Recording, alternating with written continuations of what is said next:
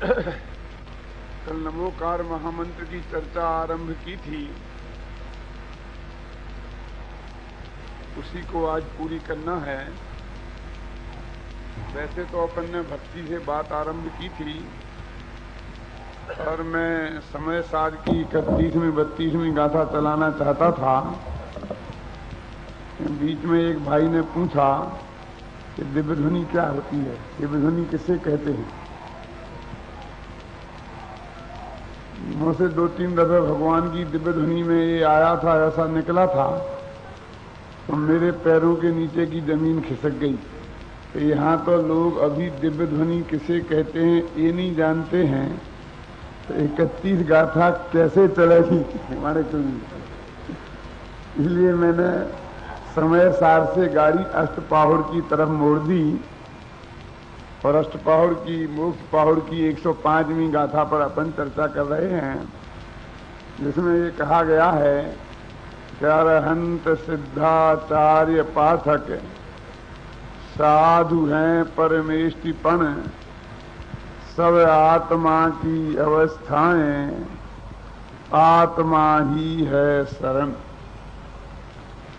अरहंत सिद्ध आचार्य उपाध्याय और सर्व साधु ये पंच परमेष्टि हैं और ये सब आत्मा की ही अवस्थाएं हैं।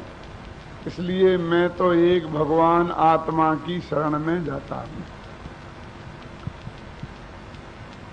कल अपन को पहली पंक्ति का अर्थ हुआ था, जिसमें अपन ने नमोकार महामंत्र की महिमा पर भी विचार किया था।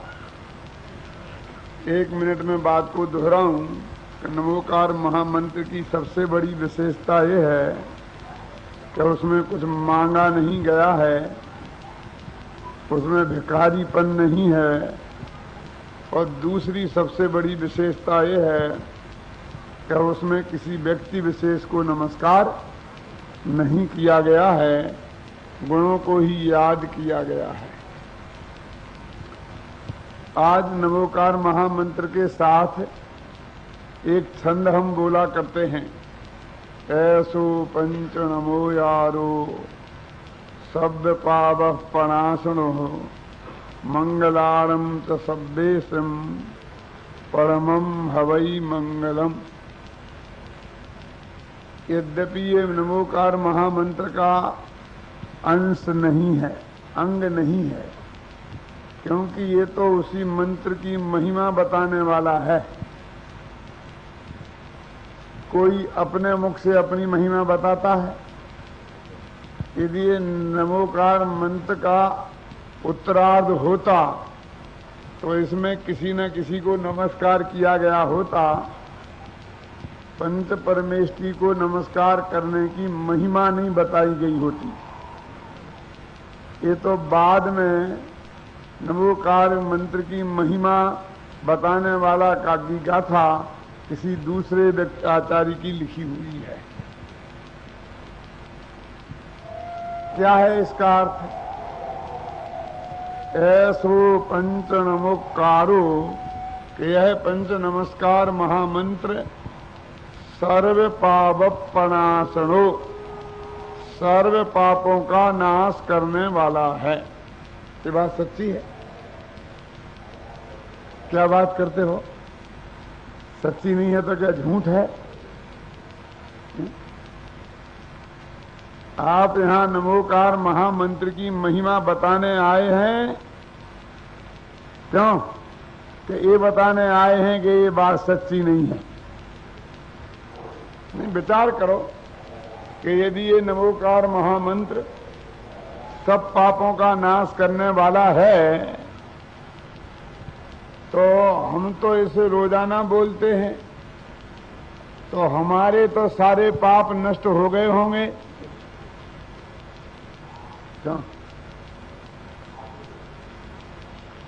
यदि हमारे सारे पाप नष्ट हो गए हैं तो ये पाप का उदय आता कहां से है कि जिसकी वजह से हम बीमार पड़ते हैं और न मालूम कितनी कितनी तकलीफें होती हैं। क्यों? ये पाप का उदय हमारी सत्ता में पड़ा है कि नहीं पड़ा है सुशील जी? यदि ये नमोकार महामंत्र सब पापों का नाश करने वाला है तो हम तो इसको हजारों बार पाठ कर चुके हैं, कभी कभी तो हमने अखंड पाठ भी किया है, तो हमारे पापों का नाश क्यों नहीं हुआ? तो आप कह सकते हो कि तुम्हें श्रद्धा नहीं है। सबसे बढ़िया उपाय यही है धर्म वालों के पास कि तुम्हें भक्ति और श्रद्धा नहीं होगी तो तुम्हारा काम नहीं होगा, जिसको श्रद्धा होगी उसका काम। तो हमें तो नहीं है, तुम्हें तो है, और हमें तुम्हें ना सही तो और बड़े बड़े साधु संत महात्मा हैं, उन्हें तो होगा कि नहीं होगा। तो उन पर जो उपसर्ग आए वे पुण्य के उदय से आए कि पाप के उदय से? तो उनका पाप नष्ट क्यों नहीं हुआ? पांडवों को अग्नि के गहने पहना दिए मुनि अवस्था में, क्यों भाई साहब? वे तो पक्के श्रद्धानी थे ना, तो उनका वे पाप कहां से उदय में आया? अरे वे तो नमो अरे आदि नमो लोए शब्द सावुणम में थे ना उस वक्त। आदिनाथ भगवान दीक्षा लेकर जब आहार को निकले तो 6 महीने तक 7 महीने तक अंतराय होता रहा, आहार नहीं मिला। ये अंतराय कर्म जो है वो पुण्य है कि पाप? अंतराय पाप के उदय से होता है कि पुण्य के उदय से? तो जो खुद सच्चे, वे तो सच्चे साधु थे ना, तो उनके ही पाप नष्ट नहीं भये तो उनका नाम लेने से हमारे कैसे नष्ट हो जाएंगे? क्या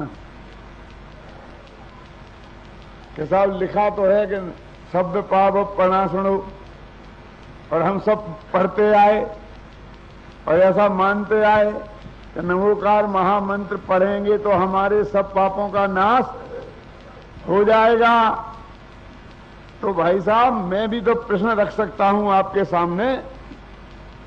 मेरी समझ लो एक शंका है और मैं आपके सामने रख रहा हूं कि यदि सब पापों का नाश हो जाता है तो क्यों नहीं हो गया हम सब पापों का नाश?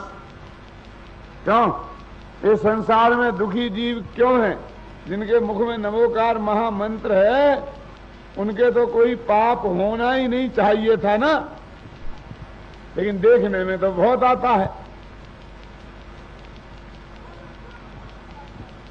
तो ऐसा कह दिया, इतना मान लें, इस बात का विचार करने का हमें अधिकार है कि नहीं है? बोला ये करना चाहिए विचार के नहीं? क्या आग मीच के मान लें कि लिखा है तो ऐसा होगा ही। हम भी कहते हैं लिखा तो सच्चाई है, कहीं उसका अर्थ समझने में हमसे कोई गलती ना हो गई हो, इसलिए मैं आपसे याद दिलाता हूं। बोलो। मेरा बेटा आपके पास आए राकेश जी और एक कहे कि मैं पंडित हुकुमचंद का लड़का हूं, क्या आओ भोजन करो, चाय पानी लो। कि नहीं नहीं एक काम है। कि बोलो बोलो बेटा क्या काम है? 100-200 रुपए की जरूरत हो तो बोलो। कि नहीं नहीं मेरे को 2 लाख रुपए चाहिए। आपको विश्वास नहीं हो तो पापा से फोन करके पूछ लो। क्यों? कि मैं उनका बेटा हूं कि नहीं हूं? कि बेटा फोन क्या करना है, आप भोजन करो आराम से। क्या? कि नहीं फोन कर लो ना। कि नहीं करने की जरूरत नहीं है। क्यों? कि तुम्हें 100-200 चाहिए हो तो बिना फोन किए ही दे सकता हूं। समझ गए ना?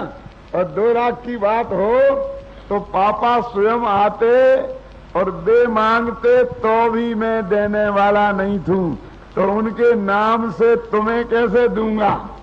ठीक है कि नहीं? तुम कह रहे कि सब पापों का नाश होता है नमोकार मंत्र के पढ़ने से, तो नमोकार मंत्र में आखिर पंच परमेष्ठी को ही तो नमस्कार किया है ना। और पंच परमेष्ठी में आचार्य उपाध्याय और साधु भी आते कि नहीं आते? तो उन साधुओं का ही पाप का नाश नहीं हुआ तो उनका नाम लेने से तुम्हारे पापों का नाश कैसे हो जाएगा? बोला कांति तुंगी कि सब कौन कहता है साधुओं के पाप का नाश नहीं हुआ? भाई साहब हैं। तो ये उपसर्ग कैसे आते हैं? बिना पाप के उदय के आते हैं। क्यों? ये अंतराय कैसे होता है? बिना पाप के उदय से होता है। क्यों? हमें मक्खी मच्छर काटते हैं तो पुण्य के उदय से या पाप के उदय से? सांप काटा तो पुण्य के उदय से या पाप के उदय से?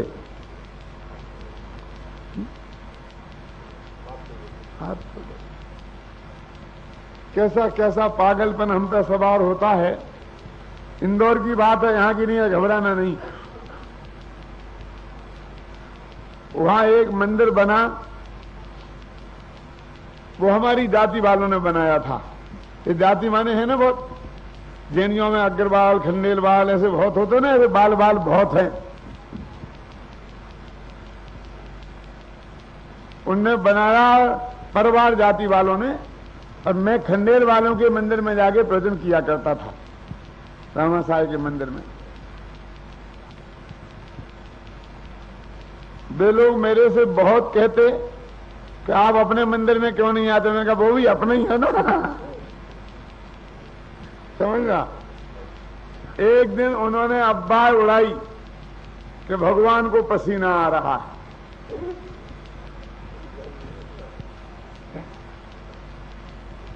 हजारों लोग की लाइन लग गई रामा साहब के मंदिर के पास में मलारगंज में।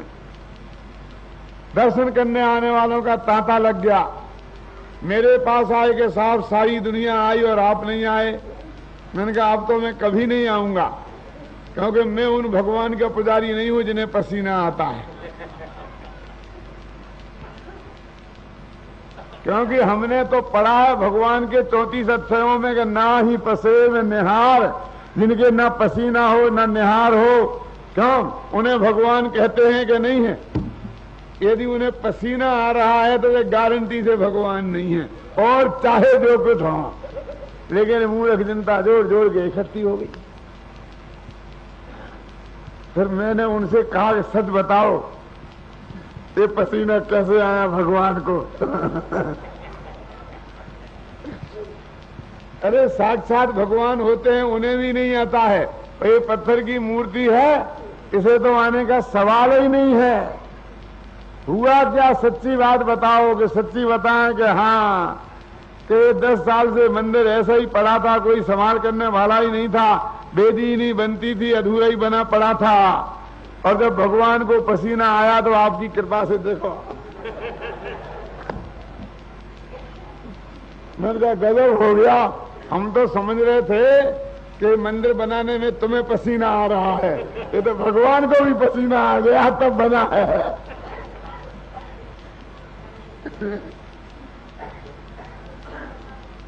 लोगों में तांता लग गया, पैसे के ढेर लग गए भाई साहब, और ऐसा बढ़िया मंदिर बन गया।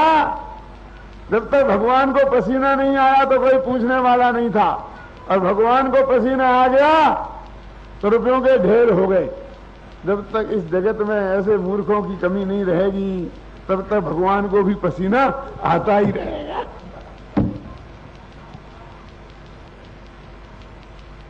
क्या?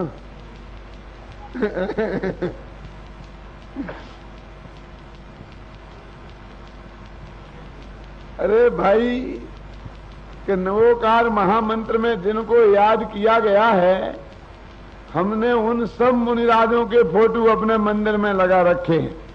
जितने मंदिरों में होंगे किन मुनिराज के हैं? या तो गज कुमार के होंगे जिनके माथे पे सीढ़ी चल रही है, क्या सुकुमार मुनि का होगा जिन्हें साल नहीं खा रही है, या सुकौशल मुनि का होगा जिन्हें सेन नहीं खा रही है।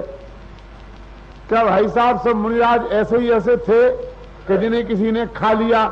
ऐसे मुनिराज नहीं थे कि जिन्हें सारी जिंदगी किसी ने नहीं खाया और वे आत्मा का ध्यान करके केवल ज्ञान प्राप्त करके मोक्ष चले गए। ऐसे नहीं थे क्या? उपसर्ग किन पर आते हैं मैं आपसे पूछता हूं? जिनके पुण्य का उदय होता है कि पाप का उदय? तो क्या सब पाप के उदय वाले ही थे, पुण्य के उदय वाले नहीं थे? पाप ही नहीं कह रहा हूं, इतना ध्यान रखना।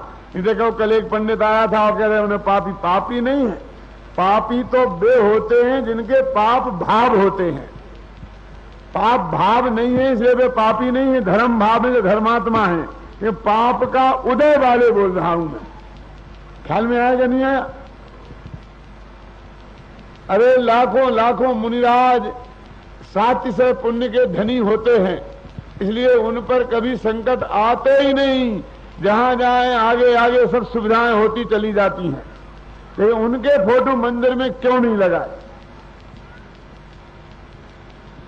क्यों? वो पुण्य के उदय वालों के फोटो नहीं लगाए और पाप के उदय वालों के फोटो लगाए? ऐसा क्यों किया? कि हमने कोई महाराज के लिए फोटो थोड़ी लगाए हैं, हमने तो अपने लिए लगाए हैं। उन पे कृपा करके, सुकौशल मुनि पे कृपा करके उनका चित्र मंदिर में नहीं लगाया हमने अपने लिए लगाया है। अपने लिए क्या? कि जब हम सामायिक में बैठे हों और हमें मच्छर मक्खियां काटें और हम परेशान हो जाएं, तो हमें याद आए कि इस सुकौशल मुनिराज थे जिन्हें शेरनी खा गई और उनका ध्यान आत्मा से नहीं डिगा और हमें मच्छर परेशान कर रहे हैं। सियालनी खा गई और सुकुमार का ध्यान नहीं डिगा और हमें मक्खियों से हम परेशान हो गए हैं। क्यों? गर्मी लगे थोड़ी और हम घबरा जाएं तो देखो इनके माथे पर सिगड़ी जल गई, इतनी गर्मी तो नहीं लग रही। हमने तो अपनी सुविधा के लिए उनके फोटो लगाए हैं। तो मेरे तने कौन दुख है, मृत्यु महोत्सव भारी। हमने इन मुनिराजों के फोटो इसलिए लगाए हैं कि हमें प्रेरणा मिले। उन पर कृपा करके लिए नहीं लगाए हैं, इसलिए नहीं कि हमें इन्हें आगे बढ़ाना है, हमें इन महाराज को आगे लाना है, उन्हें इन महाराज को, इन्हें इन पंडित जी को आगे लाना है, उन्हें उन पंडित जी को आगे लाना है। अनिकेत जी, अरे तुम्हारे आगे लाने से कोई आगे नहीं आने वाला है और तुम्हारा धक्का मारने से कोई पीछे जाने वाला नहीं है। उसका आगे आना होगा तो अपनी योग्यता से आएगा, अपने पुण्य पाप के उदय से आएगा, अपने आएगा कि नहीं आएगा? तुम्हारे लाने से आएगा। एक जमीन में एक दाना पड़ा है, उसे तुम ऊपर लाते हो तब आता है वो, क्या अपनी ताकत से जमीन को फोड़ के ऊपर निकलता है?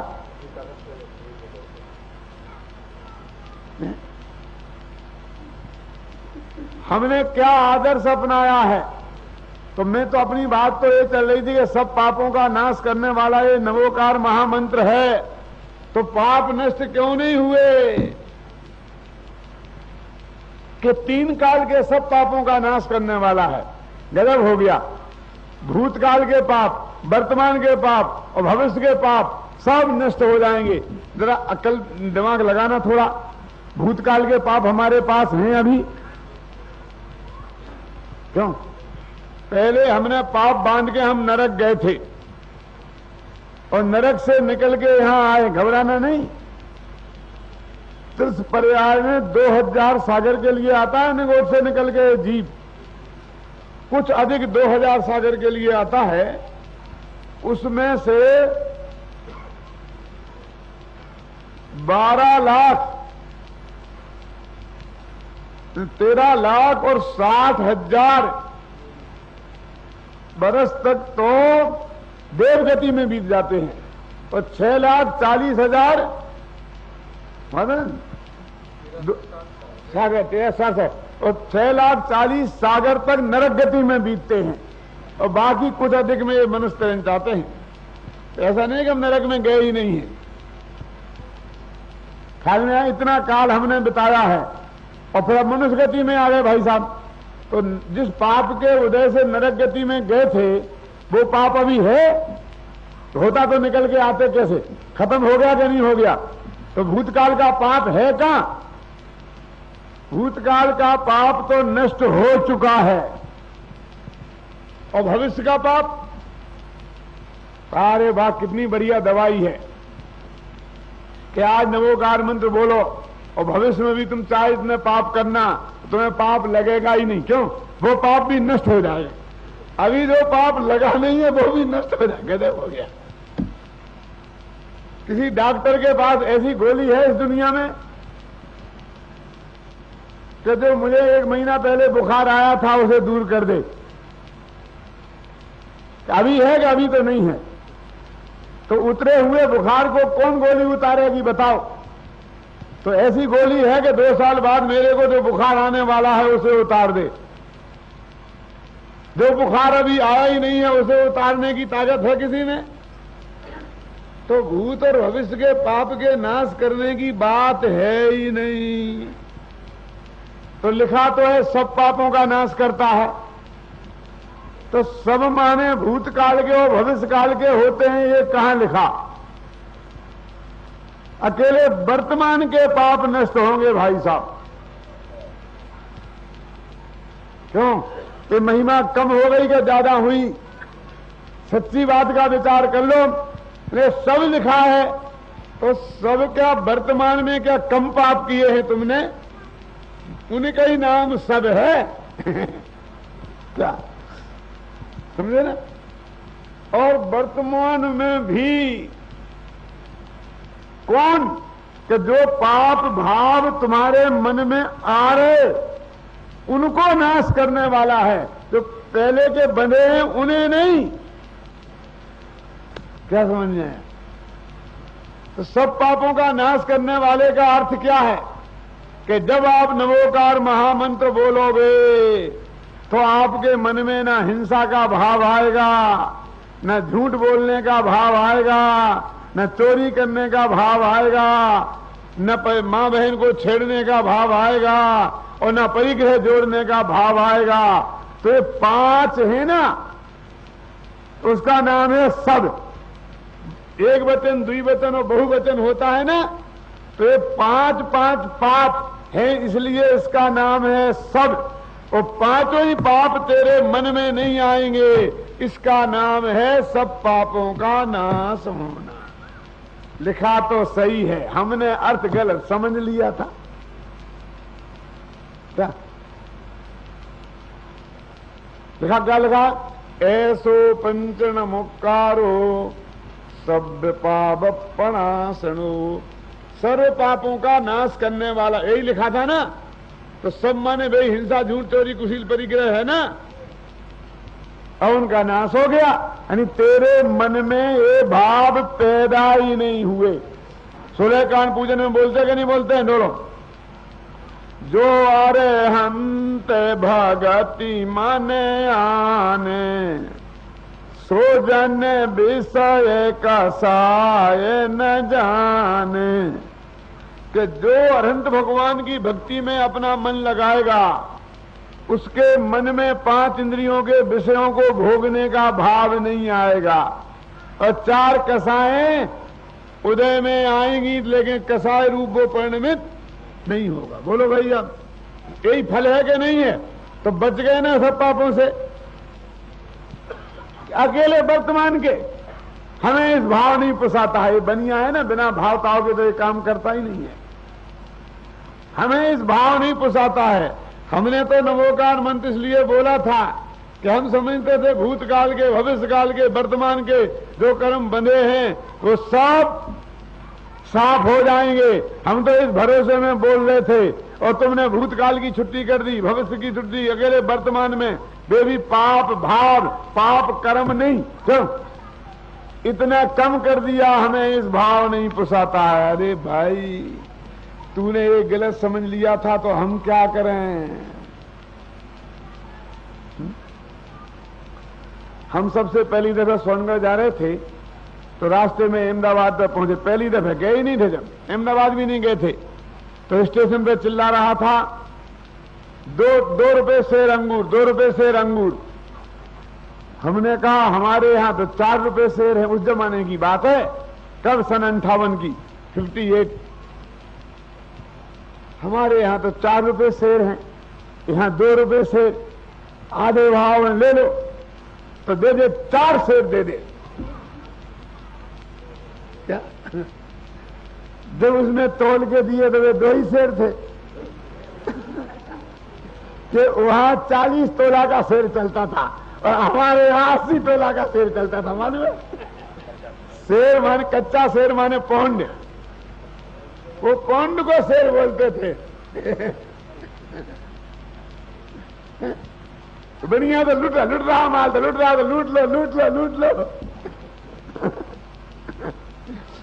ऐसा ही हमने तो समझा था कि सब पाप खत्म हो जाएंगे, लेकिन ये तो बहुत कम नष्ट हुए। तो तूने गलत समझ लिया था। इसमें उस बेचारे अंगूर बेचने वाले की क्या गलती है? क्यों तू सही ना समझे तो हम क्या करें? मेरे विचार करो, एक आदमी ने अपने घर पर शाम के 6 बजे से सुबह 6 बजे तक एक चौकीदार रखा और उसके दिन के 12 बजे चोरी हो गई। क्या हुआ? दिन के 12 बजे चोरी हो गई। तो निकाल दो चौकीदार को। क्या फायदा है चौकीदार के रखने से? चौकीदार भी रखा और चोरी भी हो गई। भैया कब हुई कि दिन के 12 बजे? चौकीदार की ड्यूटी कब थी? कि शाम के 6 बजे से सुबह के 6 बजे तक। तो चौकीदार का क्या दोष है, मैं आपसे पूछता हूं?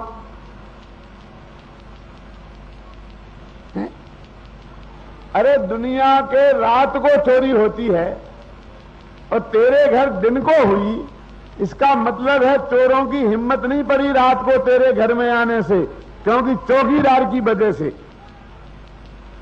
इससे तो चौकीदार की उपयोगिता और सिद्ध हो गई। चौकीदार को नौकरी से हटाता है मूर्ख कि दिन का चौकीदार और रखे। रखना चाहिए दिन का चौकीदार और हटाता है रात के को हटा दो, क्योंकि चोरी हो गई। क्यों? कि भाई साहब कि जब तुम्हारे मन में पाप भाव आया तब नमोकार मंत्र तुम बोल रहे थे कि नहीं? तो नमोकार मंत्र का क्या दोष है? क्योंकि वो अपनी चौकीदारी पे था ही नहीं। जब वो ड्यूटी से एब्सेंट था तब तेरे घर में चोरी हो रही। क्यों? तो जब तू नमोकार महामंत्र बोले तब तेरे मन में पाप पैदा नहीं होता है और आगे पीछे होता है। तो इसका उपाय तो है कि 24 घंटा बोल। और तू कहता मैं क्यों नमोकार मंत्र पढ़ूं? मैं कहते नमोकार मंत्र बोलता रहो, ये मेरे पाप का उदय आ गया। क्यों? उसकी उपस्थिति में तो नहीं होता है ना पाप बंद, अनुपस्थिति में हुआ कि हाँ। तो इसमें नमोकार मंत्र का क्या दोष है? तू चाहे कि जिंदगी में एक बार नमोकार मंत्र बोलूं और अनंत काल के लिए पाप से प्रूफ हो जाऊं, चाहे जितना पाप भाव करूं और पाप नहीं बंधे, ऐसा 3 लोग और 3 काल में होने वाला नहीं। क्यों? लिखा तो एक शब्द पाप प्रणाशनम, लेकिन तुझे पढ़ना नहीं आता है तो हम क्या करें? दादा की चिट्ठी जैसी बात है। एक औरत का पति परदेश गया था कमाई करने। पहले तो बहुत जाते थे ना मारवाड़ियों के। पत्नी रहती थी अपने माँ बाप के पास गांव में और पति चला जाता था। क्यों? आसाम में, बंगाल में, विदेश में, और 2-2 साल तक कमा के लाता था। क्यों? तो एक औरत जहां विधवा हो गई, कुएं पे पानी भरती थी तो रोती थी। तो उसकी पत्नी उससे बोली कि बहन तू क्यों रोती है? तेरा तो पति का स्वर्गवास हो गया तब तू विधवा हुई है। मेरा तो पति 5.5 हाथ का मौजूद है, फिर भी मैं विधवा जैसी ही हूं। क्या कहा? पति परदेश गया है, 2 साल से आया नहीं, खबर नहीं, चिट्ठी नहीं, पत्री नहीं। मैं भी तेरी जैसी ही हूं। ये बात उसके ससुरा के कान में पहुंची। क्या? कि मेरी बेटे की बहू अपने को विधवा पने जैसा अनुभव करती है पति के बिना। तो उसने अपने बेटे को चिट्ठी लिखी कि बेटे तुम्हारी बहू विधवा हो गई है, इसलिए पत्र मिलते फौरन चले आओ। क्या क्या हो गया भाई साहब? वो चिट्ठी उसके पास पहुंची। तो वो ऑफिस में मुनीम था ना, काम करता था सेठ जी की पेड़ी पर। तो रोने लग गया। लोगों ने, दूसरे मुनीमों ने कहा भैया क्या हुआ क्या हुआ? कि क्या बताऊं क्या हुआ? दादा की चिट्ठी आई है कि क्या लिखा दादा ने कि मेरी पत्नी विधवा हो गई, इसलिए मैं रो रहा हूं। कि पागल हो गया है, तेरे रहते हुए तेरी पत्नी विधवा कैसे हो सकती है? कि मेरे दादा कभी झूठ नहीं लिख सकते। कि दादा झूठ भले ही नहीं लिखें, लेकिन उसका अर्थ क्या तू जानता है? कि अर्थ क्या समझना? मेरी पत्नी विधवा हो गई माने हो गई, कि तेरे रहते हुए तेरी पत्नी विधवा नहीं हो सकती। मेरी मामी विधवा हो गई, मैंने क्या कर लिया? मेरे रहते हुए मेरी बुआ विधवा हो गई, मैंने क्या कर लिया? ये मेरी पत्नी विधवा हो जाएगा तो मैं क्या कर लूंगा? क्या भाई, तेरे रहते हुए तेरी पत्नी विधवा नहीं हो सकती। कि दादा की चिट्ठी आई है, कि तुझे दादा की चिट्ठी पढ़ना नहीं आता है। उसका अर्थ ये है कि वो विधवापन जैसा अनुभव करती है। ख्याल में आया कि नहीं आया? क्योंकि जो असंभव अर्थ वो थोड़ी हो सकता है। तो नमो लोए शब्द साहूड़म शब्द पाप पढ़ना सुनो, तो जो संभव अर्थ होगा वो ही तो लगाना पड़ेगा। असंभव अर्थ तो नहीं लगाया जा सकता है। बोलो आप, तो ऐसा अर्थ आप अपने मन से कर रहे, अपने मन से नहीं कर रहे। जो अर्थ संभव है वो ही तो किया जाएगा, जो अर्थ असंभव है वो कैसे करें? ऐसो पंचन हो यारो शब्द पावपणासनो, सर्व पापों का नाश करने वाला है। क्यों भाई साहब? यदि ये बात सच्ची भी हो जाए, आपके समान आपकी जैसा मानते थे, तो क्या उचित है एक आदमी दिन भर पाप करे और शाम को नमोकार मंत्र बोल ले और सब पाप नष्ट हो जाएं? ये ठीक है? क्यों? ऐसा होना उचित है क्या?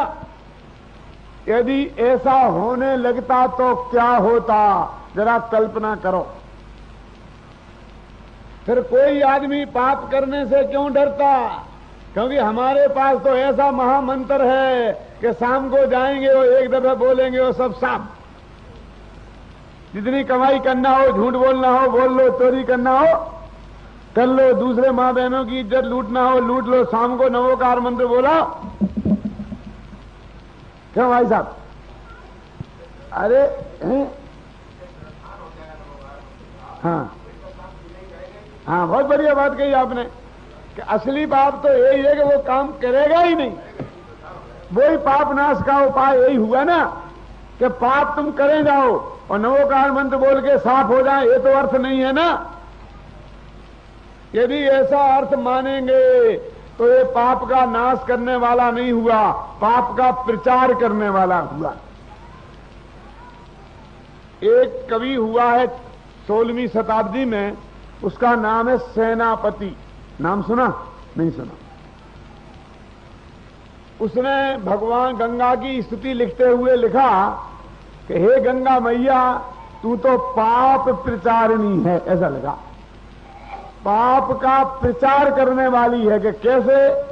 कि लोग कहते हैं चाहे इतने पाप करो, गंगा मैया में एक डुबकी लगाई साफ हो जाएंगे। जिसके पास ऐसी गंगा मैया है वो पाप करने से क्यों डरेगा? तो पाप नाशनी है कि पाप प्रचारनी है? ऐसा लगा।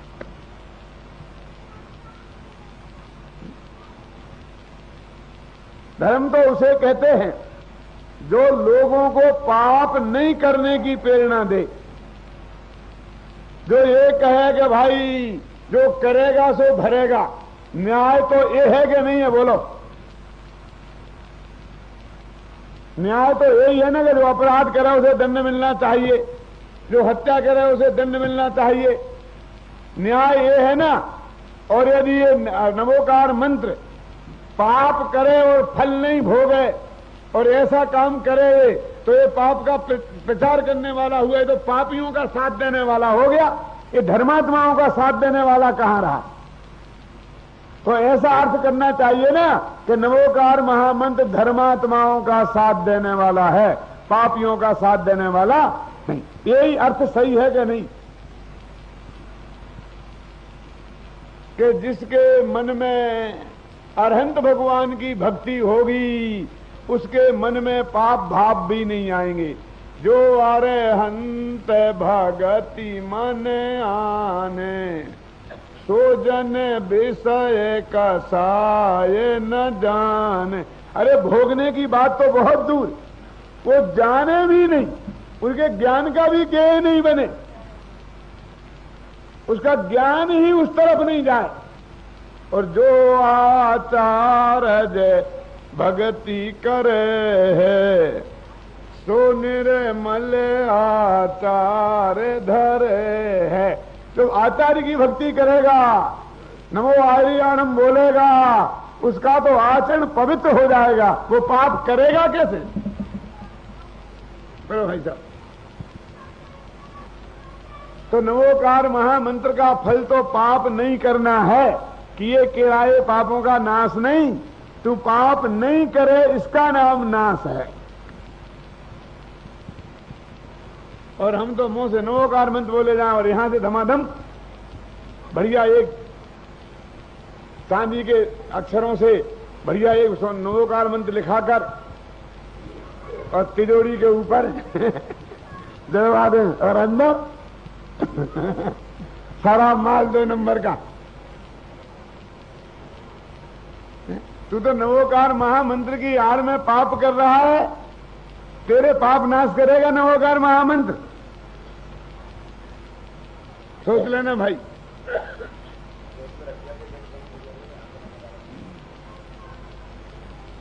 एक बात की तरफ मुझे आपका ध्यान दिलाना था, और दूसरी एक बात और है बहुत मार्मिक। वो आती कहां आता ना, बोलते ना, तत्तारी मंगलम, अरिहंता मंगलम, सिद्धा मंगलम, साहू मंगलम, आता ना। 4 मंगल हैं और 4 उत्तम हैं। और चत्तारी शरणम पब्बजामि, 4 की शरण में जाता हूं, अरहंत की, सिद्ध की, साधु की और केवली भगवान के कहे हुए धर्म की। क्यों भैया? नवोकार मंत्र में तो 5 थे, ये 4 कैसे रह गए? एक कहां गया?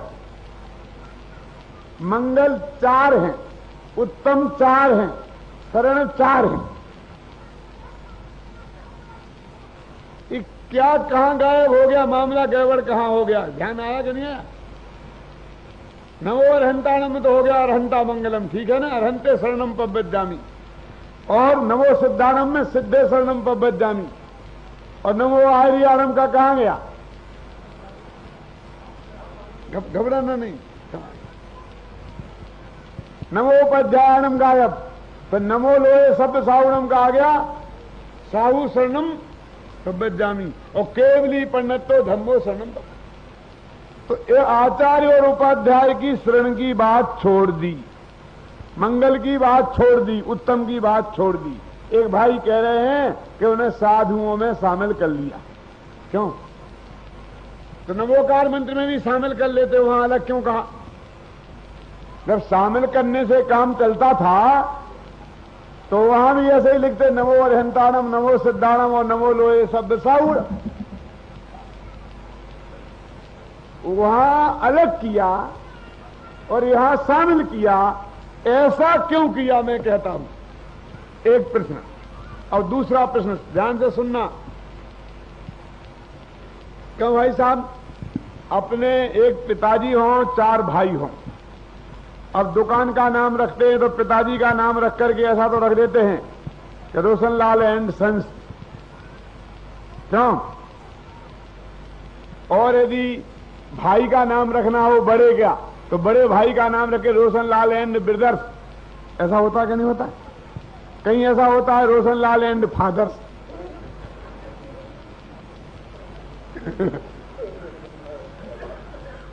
तो ये होता ना, छोटे आगे के नाम से रखे बड़ा एंड ब्रदर्स होता है क्या? नहीं होता ना। तो आचार्य में साधु को शामिल करते, उपाध्याय में साधु को करते। आचार्य उपाध्याय तो बड़े थे, उन्हें छोटों में शामिल क्यों किया? गुरुजी को शिष्य में शामिल क्यों किया? शिष्य को गुरुजी में शामिल करते। अरे मां के साथ बेटा आता है बिना निमंत्रण का, बेटे का निमंत्रण करो तो उसके साथ मां नहीं आती बिना निमंत्रण के। मां बाप का निमंत्रण करो तो बिना निमंत्रण के बेटे तो आ सकते हैं, लेकिन बेटों का निमंत्रण करो तो बिना निमंत्रण के माँ बाप नहीं आ सकते। ऐसे कैसे चलेगा साहब शामिल करने? क्या तो कोई शामिल करने की विधि बताओ, कैसे शामिल किया? अरे भाई, इस सस्ते रास्ते से निपटने की कोशिश मत करो, उसमें जो गंभीरता है उस पर विचार करो। ऐसा क्यों किया विमल जी? मैं आपसे वैसे ही नहीं कह रहा हूं, मैंने इसमें महीनों नहीं वर्षों सोचा है और सारी दुनिया में बोला है। मेरी किताब है ना, आत्मा ही है शरण, उसमें सब लिखा है, पढ़ लेना। सारी दुनिया में बोला है, अमेरिका में सब जगह, कि बताओ मुझे इसका सब संतों के सामने अर्थ, और नहीं तो मैं बताता हूं, उसमें कोई गलती हो तो बता देना। बताऊं दादाजी? दादाजी कहते बताओ। सुनो, मोक्ष जाने के लिए साधु बनना अनिवार्य है। नग्न दिगंबर धारण वेश धारण किए बिना कोई आज तक मोक्ष गया हो तो बताओ। अरहंत बने बिना कोई मोक्ष गया हो तो बताओ। और सिद्ध तो मोक्ष ही का नाम है। तो मोक्ष जाने में 3 पद तो अनिवार्य हैं, और आचार्य होना जरूरी है, उपाध्याय होना जरूरी है। हजारों नहीं लाखों जीव बिना आचार्य उपाध्याय बने मोक्ष चले गए। खुद महावीर आचार्य का बने थे, बोलो मोक्ष गए कि नहीं बिना आचार्य बने? उपाध्याय नहीं बने, साधु तो बने थे ना, दीक्षा तो ली थी ना, और अरहंत बने और मोक्ष में चले गए, सिद्ध बन गए। तो हम तो मोक्ष मार्ग के पथिक हैं ना, हम तो उन्हीं पदों की शरण में जाना पसंद करेंगे। शरण में जाना माने हमें बनना है, हमको ऐसा बनना है कि जिनके बिना मोक्ष नहीं हो। मोक्ष जाने के लिए जिन पदों की जरूरत नहीं है, हमें वो पद नहीं चाहिए। हमने घर छोड़ा है, निग्न दिगंबर साधु हुए हैं, तो ऐसे पद के लिए नहीं हुए हैं जिससे मोक्ष नहीं होता हो। हमें तो वो ही काम करना है जिससे मोक्ष होता हो। इसलिए वो ही मंगल है। आचार्य बनना मंगल नहीं है, घबराना नहीं। उत्तम नहीं है, शरण नहीं है।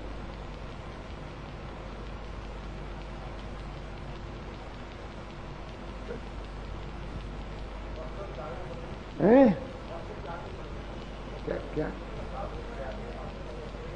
क्या कह रहे हैं? वो तो मैंने बोला साधु नग्न दिगंबर हुए बिना मोक्ष नहीं जाएगा, तो मैंने पहले ही कह दिया भाई साहब। कहा कि नहीं कहा? मैंने पहले ही कह दिया, नग्न दिगंबर हुए बिना किसी को मोक्ष नहीं होगा। तो साधु हो गया ना। ये कब कहता हूं साधु नहीं होना होगा? हाँ, आचार्य बनना जरूरी नहीं है, शास्त्र की बात है।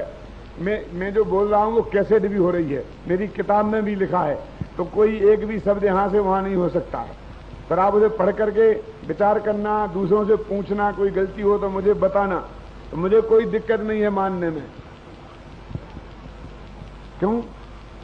हमें क्या, हमें तो सत्य स्वरूप बताना है, हमें क्या लेना देना है। और अकबर ने बीरबल से कहा कि बीरबल, जरा अपने देश में मूर्खों की गिनती तो करो, एक लिस्ट तैयार करो, मूर्ख कितने हैं। कि हुजूर 6 महीने लगे, कोई बात नहीं है, 10 लाख रुपए खर्च होंगे, खजाने से ले लो, मूर्खों की लिस्ट बना दो। एक तो मूर्खों की लिस्ट में सबसे पहले बादशाह का नाम। बादशाह ने लिस्ट ठोकी तो माथा ठोक लिया कि मैं मूर्ख, कि हुजूर हम क्या करें। आपके दरबार में कुछ व्यापारी 5 घोड़े लेके आए थे, कि हाँ आए थे। 500-500 रुपए का एक घोड़ा था, काबुल का, कि हाँ साहब आया था। तुमने कहा कि हमें 1000 घोड़े चाहिए, कि हाँ कहा था। उनने कहा हुजूर हमारे पास तो 5 घोड़ा की पूंजी है, 5 घोड़े खरीद के लाते हैं, यहां बेचते हैं, मुनाफा मिलता है, वो खाते हैं, फिर जाते हैं, फिर 5 घोड़ा लाते हैं। तो ऐसे हम 5-5 घोड़ा ला देंगे आपको, कि भैया जब तक तुम 5-5 घोड़े लाओगे जब तक हम ही मर जाएंगे।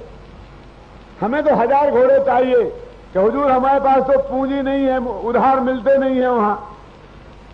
तो कहा खजांची से इन्हें 1000 घोड़े की पूंजी दे दो। क्या? और उन्हें 5 लाख रुपया बादशाह ने दिला दिए थे और कहा कि इनकी सुरक्षा के लिए पुलिस लगा दो और सीमा के बाहर अफगान तक पहुंचाओ। भेज दिए। बोले साहब हम लोग बनिया व्यापारी हैं, व्यापारियों में ऐसे काम को मूर्खता कहते हैं जिनसे जान नहीं पहचान नहीं। और वो कह रहे हमारे पास 5 घोड़ों की पूंजी है। ऐसे गरीब आदमी और बंजारे, उनको 5 लाख रुपया दे देना और सुरक्षित सीमा के बाहर कर देना हमारे व्यापार के हिसाब से तो महामूर्खता है। इसलिए मैंने आपका नाम सबसे ऊपर रखा। बात तो सच्ची है, लेकिन बादशाह अंदर से जल भुन गया क्योंकि मेरा नाम सबसे ऊपर। बोले बीरबल यदि वे लोग घोड़े लेके वापस आ गए तो क्या होगा? बोले हुजूर होगा क्या? मैं आपका नाम काट के उनका नाम लिख दूंगा, मेरे बाप का क्या बिगड़ता है? तो 1000 घोड़ों की पूंजी मिल गई तो यहां मरने काल को आए द्वारा, अपने घर पे ठाट से रहते ना। तो ऐसे ही हमें क्या है, हमें जो सोचा समझा शास्त्र में पढ़ा वो आपको बता रहे। यदि आप हमें बता देंगे ये गलत है सही ये है तो कल से वो बताने लग जाएंगे। हमें तो सत्य बताना है, हमें किसी बात का हट नहीं है कि एक बात हम पकड़ के रह जाएं, ऐसे हम नहीं हैं। क्यों भाई साहब? जो सत्य समझ में आता है वो बताते हैं, कल ये मालूम पड़ जाएगा ये बात तो गलत है, वो सत्य है, इसे छोड़ के वो बताने लगेंगे। क्यों? ठीक है ना? तो अपनी बात क्या चल रही थी कि भाई साहब आचार्य और उपाध्याय मोक्ष के मार्ग में नहीं आते हैं, इसलिए उन्हें मंगल भी नहीं कहा, उत्तम भी नहीं कहा और शरण भी नहीं कहा। अकेली इतनी ही बात होती तो अलग बात थी। मोक्ष के मार्ग में तो आते ही नहीं हैं, लेकिन ये मोक्ष के मार्ग में बाधक हैं। ये बहुत खतरनाक बात है। बाधक क्यों है? क्योंकि शास्त्र में ऐसा लिखा है कि कोई आचार्य जब तक वो आचार्य पद पर है उसे केवल ज्ञान नहीं हो सकता। उसका जो शिष्य है वो साधारण मुनि है, उसे केवल ज्ञान हो जाए, लेकिन आचार्य को नहीं होगा। गणधर देव भी आचार्य कहलाते हैं। जब तक गौतम स्वामी गणधर रहे तब तक उन्हें केवल ज्ञान नहीं हुआ, और महावीर मोक्ष गए तो गंधर्व मिट गए ना, उन्हीं ने केवल ज्ञान हो गया।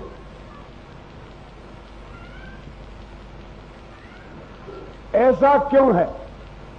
क्योंकि आचार्य पद एडमिनिस्ट्रेशन का है, प्रशासन का पद है, और 700 मुनिराजों को संभालना है। कहीं कोई गड़बड़ी करके तो नहीं आया है। क्यों? तो ऐसे जिनको इतने की माथे पे भार है वे आत्मा में नहीं जा सकते अंतर मुहूर्त को लगातार। जिनके तो आचार्य नहीं थे वे, इसलिए हो गया था, नहीं था। यही तो बात है, यही तो कह रहा हूं। सुकुमार मुनि आप ही ने बोला ना, आचार्य कौन बोला?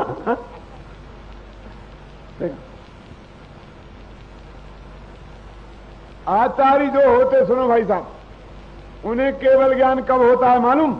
कि वे अपना आचार्य पद किसी दूसरे को दे दें और फिर सामान्य मुनि बने तो उन्हें केवल ज्ञान हो जाता है।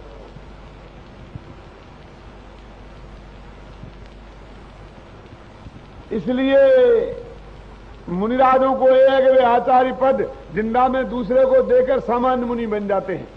विद्यासागर जी के गुरु थे ना ज्ञान सागर जी, उनने अपने जिंदा में रहते ही विद्यासागर जी को आचार्य पद दे दिया और सामान्य मुनि बन गए, समाधि ली। ख्याल में आगे नहीं आए? नहीं, ऐसा नहीं हो। त्याग क्यों करते?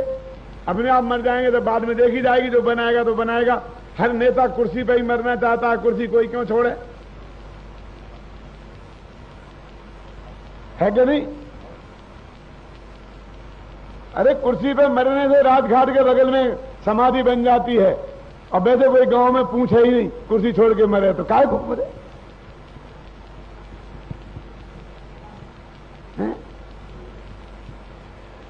जरा विचार करना कि हमारे नवोकार मंत्र में जब 4 मंगल 4 उत्तम और 4 शरण कहे तो आचार्य और उपाध्याय दोनों पदों को छोड़ दिया, क्योंकि मुक्ति के मार्ग में वे साधक तो हैं ही नहीं, बाधक हैं। हम तो मोक्ष के मार्ग के पुजारी हैं ना ऐसा। लेकिन जरा विचार तो करो हमारी क्या पोजीशन है। हम तो आज मुनि बने तो आज ही आचार्य बनना है, क्योंकि आचार्य नहीं बनेंगे तो दूसरे के अनुशासन में रहना पड़ेगा। क्यों? और आचार्य बन जाएंगे तो अनुशासन गांठने को मिलेगा। फटाफट 2-4 चेले कहीं से मूड मार के तैयार करो और फटाफट आचार्य बन जाओ। हैं? सोचो भाई साहब, सोचना, बोलना नहीं, सोचना अकेला बस। बोलोगे तो अनर्थ होएगा। सिर्फ मैं आपको ध्यान दिला रहा हूं कि अपन को अपन भी तो है ना। क्यों? हमें आत्मा का कल्याण करना है, घबराना नहीं। तो मंदिर आना, आते ही मंदिर का अध्यक्ष बनने की कोशिश मत करना, नहीं तो तुम्हारे हाथ में झगड़ा ही झगड़ा रह जाएगा। तो भगवान के नाम की माला बोलना मुश्किल हो जाएगा। 2-4 साल 10 साल तक शांति से पूजा पाठ करो, भक्ति करो, स्वाध्याय करो, और फिर बाद में ये भी करना, नहीं करेगा तो कौन करेगा? समाज में से ही तो करेंगे। आपको वैसे तो कोई आचार्य नहीं बनेगा, तो सचमुच कोई बनता थोड़ी है। उनके गुरु जबरदस्ती उनके माथे थोप देते हैं योग्य समझकर। असली तो यही तरीका है। और वे सच्चे आचार्य होते हैं जिनको जबरदस्ती बनाया जाता है, बनना नहीं चाहते हैं। जिनके मन में लालायत थे बनने की, वे असली आचार्य बन ही नहीं पाते हैं। जो जोर तोड़ करके आचार्य बनने की कोशिश करते हैं, समझ लो वे ना तो खुद आचरण पालने वाले हैं, ना अपने शिष्यों को आचरण पलवा सकते हैं। अरे तो गुरु की आज्ञा नहीं टाल सकते, और गुरु कहते भैया कोई ना कोई तो संभालेगा। समाज के अध्यक्ष और मंत्री भी ऐसे ही बनते हैं, तब समाज अच्छी तरह चलता है। हम जबरदस्ती भैया हमें नहीं बनना, हमें नहीं बनना, भैया तुम्हारे अलावा कोई नहीं करोगे तो मंदिर उजड़ जाएगा, तुमको तो बनना ही पड़ेगा, और जबरदस्ती गले में डाल दें। बे अध्यक्ष और मंत्री से मंदिर बढ़िया चलता है। और दे तू मेरे को वोट दे, मेरे को वोट दे। क्या चुनाव में, जैसे लोकसभा का चुनाव हो रहा हो, ऐसे चुनाव करके बनते हैं। वे क्या निहाल करते हैं समझ लेना। ये नेताओं की भी क्या हालत, वे देश को भी क्या निहाल कर रहे हैं। क्यों? नेहरू जैसा प्रधानमंत्री था ना, कि जरा सी बात हुई तो लो इस्तीफा। विरोधी दल वाले भी कहते कि नहीं साहब आप इस्तीफा मत दो, क्या तुम बहुत आलोचना करते हो, हमें अब नहीं करेंगे, तुम इस्तीफा मत दो। क्यों? और आज रोजीना इस्तीफा मांगते हैं, रोजीना इस्तीफा मांगते हैं। कहते मैं क्यों दूंगा, मर जाऊंगा लेकिन इस्तीफा नहीं दूंगा। धर्म में तो कितनी महानता की बात है, विचार करो आप गंभीरता से।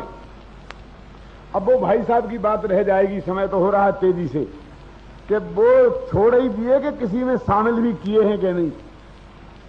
इन्होंने कहा साधुओं में शामिल किया है उन्हें, तो मैं कहता हूं साधुओं में शामिल किया है। भाई साहब ठीक है कि नहीं? ऐसे थोड़ी आपकी बात को मना कर दूं, मेरी तरफ से हाँ कर दूं, ऐसा नहीं है। तो क्या है कि वे आचार्य जो हैं वो अकेले आचार्य थोड़ी हैं, पहले साधु हैं कि नहीं? बोलो आप। एक मिनिस्टर है तो वो पहले लोकसभा का सदस्य है कि नहीं? तो वो लोकसभा का मेंबर भी है और मिनिस्टर भी है, और मिनिस्टर पद से वो इस्तीफा दे देवे तो लोकसभा का सदस्य रहा कि नहीं रहा? कि लोकसभा के सदस्यों की गिनती होती है तो मिनिस्टर उसमें आते हैं कि नहीं आते हैं? तो वे आचार्य अकेले आचार्य थोड़े हैं, साधु भी तो हैं। पहले उन्होंने साधु की दीक्षा ली थी, बाद में आचार्य बने। तो वे साधुओं में शामिल नहीं हुए, बल्कि वे एज ए साधु नवे लोए सब साहुड़म में आए।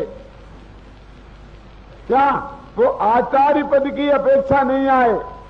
किस अपेक्षा आए? साधु की अपेक्षा आए। इसलिए वे मंगल भी है, उत्तम भी है और शरण भी है, लेकिन आचार्य पने नहीं। जो साधु बने तो साधु ही मंगल रहे, आचार्य मंगल कहां हुए? तो साधु शरण रहे, आचार्य शरण कहां हुए? तो व्यक्तिगत कोई किसी को नहीं छोड़ा, व्यक्तिगत रूप से तो वे शामिल हैं, मंगल भी उत्तम वो शरण में, लेकिन एज आचार्य शामिल नहीं है। ख्याल में आई बात का नहीं? कितनी बढ़िया बात है। देखो भाई साहब, अपनी जैन समाज का एक आदमी मिनिस्टर बन जाए, फिर वो रोजाना मंदिर आएगा कि नहीं आएगा? आना चाहिए ना, यदि सच्चा जैनी है तो आना चाहिए, क्या दिक्कत है? आता नहीं है वो तकलीफी बात अलग है। क्यों आएगा? आना चाहिए ना, और ये सभा में भी बैठना चाहिए, ऐसे ही प्रवचन सुनना चाहिए कि नहीं उसे? लेकिन वो मंदिर में एज ए जैनी आया है, एज ए मिनिस्टर नहीं, एज ए कलेक्टर नहीं, एज ए डॉक्टर नहीं। कोई कलेक्टर बन जाए तो उसे देव दर्शन थोड़ी छोड़ देना चाहिए। वो संवेद शिखर जाएगा कि नहीं? तो एज ए यात्री जाएगा या एज ए मिनिस्टर? उसकी अलग हैसियत है ना। इस मंदिर में आकर दर्शन पूजन का उसे अधिकार है कि नहीं है? तो वो कहते हमें आप बुलाते ही नहीं हो, कि हमने तो अखबार में निकाल दिया था कि पंडित हुकुमचंद जी आएंगे, उनका प्रवचन होगा, जतीश भाई आएंगे, विधान कराएंगे, बहुत बढ़िया, आप पधारो, हमें बुलाया ही नहीं। कि हमने तो बुलाया था, नब्बा टाइम्स में नहीं पढ़ा आपने? क्यों? हमने आपको एज ए मिनिस्टर नहीं, एज ए जैनी बुलाया था। क्यों?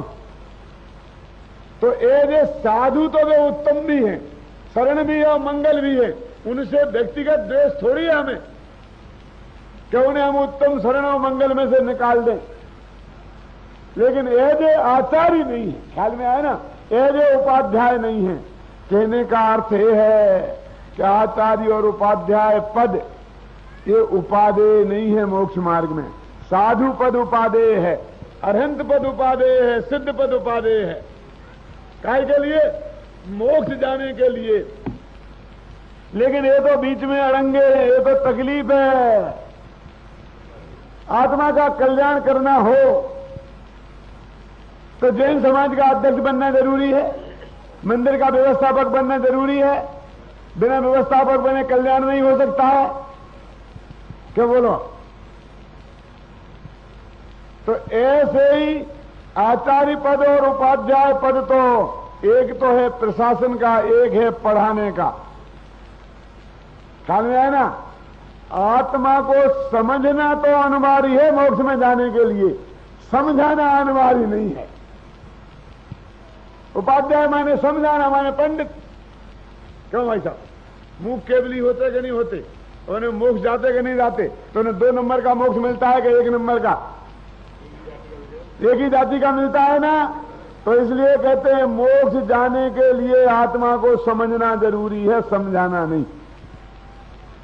जैन धर्म के अनुशासन में रहना जरूरी है, दूसरों को रखना जरूरी नहीं है। ख्याल में आया कि नहीं आया? इनमें जो होड़ लग रही है, यदि नवोकार मंत्र पर भी हम विचार कर लेते गंभीरता से, और इस पर विचार कर लेते कि 4 मंगल और 4 उत्तम और 4 शरण क्यों हैं, तो थोड़ा मोह थोड़ा हमारा कम ऐसा हो जाता। इसलिए नवोकार महामंत्र भाई हमारा महामंत्र है, तो उस पे अर्थ पर भी हमें गंभीरता से विचार करना चाहिए, तो उसके बोलने का सच्चा लाभ हमें प्राप्त होगा।